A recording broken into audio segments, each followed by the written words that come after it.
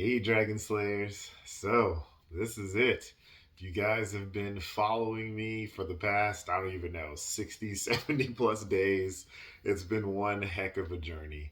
But we're here. We're finally at the last, page slash pages of the PE diet book. So, today's video is about the conclusion of the PE diet. Beware of unifocal over reliance, part one.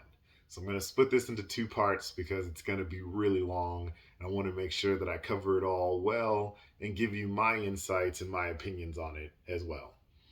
So, what? You know, what in the world is unifocal over reliance? I had never heard of this term.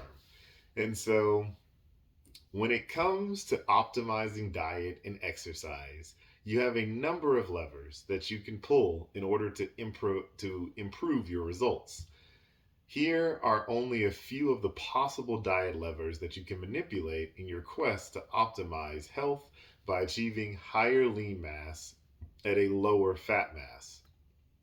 So you can do carbohydrate reduction, fat reduction, protein prioritization, micronutrient prioritization, total energy quantity reduction, or intermittent fasting.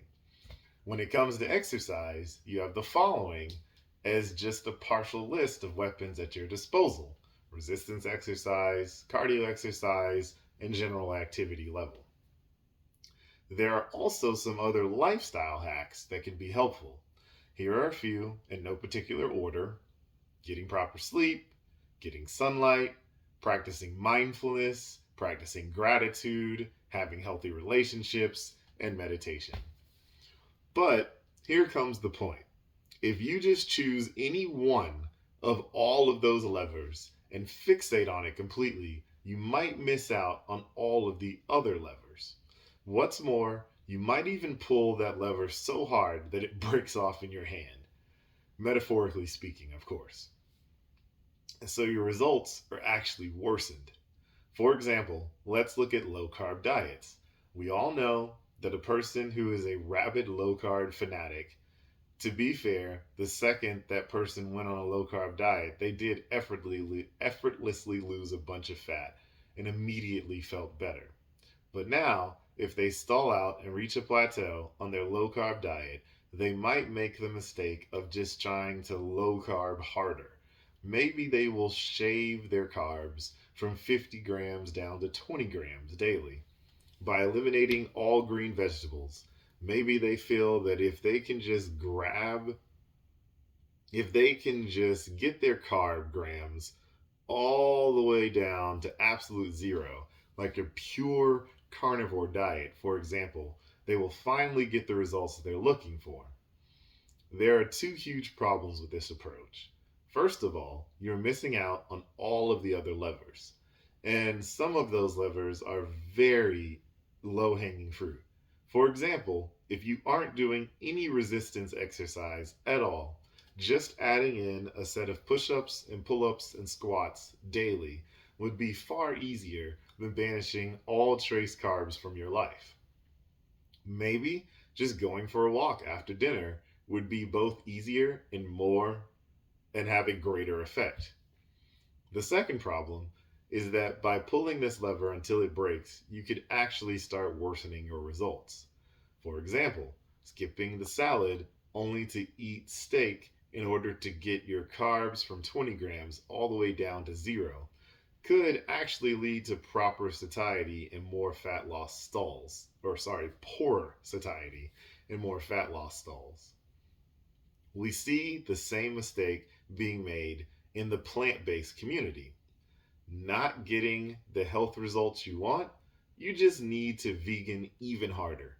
There must be some traces of animals in there somewhere. We see the same thing in those who only exercise to lose weight.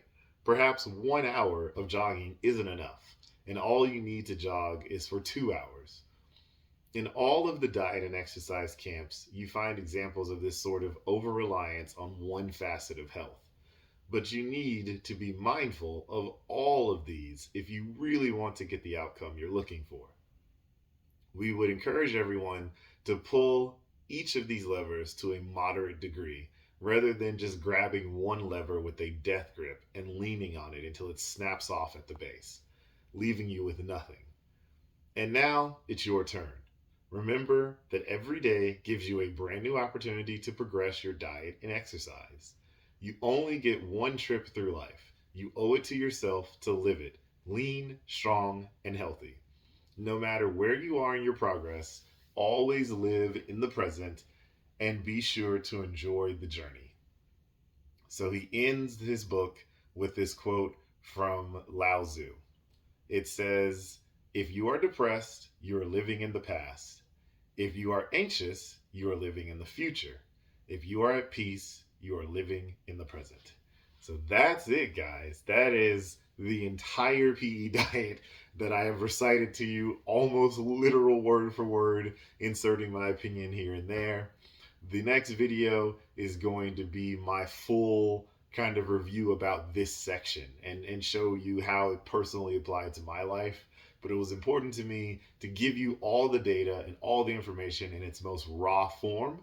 And now I'm going to go over these next probably 10 or so series of videos is going to be my opinion, how I've incorporated all of these principles into my life, specifically what I'm eating, what I'm doing, what I'm not doing, how I've changed. So it's going to get deep, guys. It's going to get deep. It's going to get personal. Stay tuned. There's so much more great content coming your way. This is part one on the conclusion of the PE diet, but only part one of unifocal over reliance. Part two is going to focus on me and how it has affected my life. Stay tuned. You'll catch that video tomorrow. That's what I've got for you guys today. Don't forget to like and subscribe. It really helps the channel out. I appreciate it so much. And remember, guys, together, you and I will slay the dreaded diabetes dragon.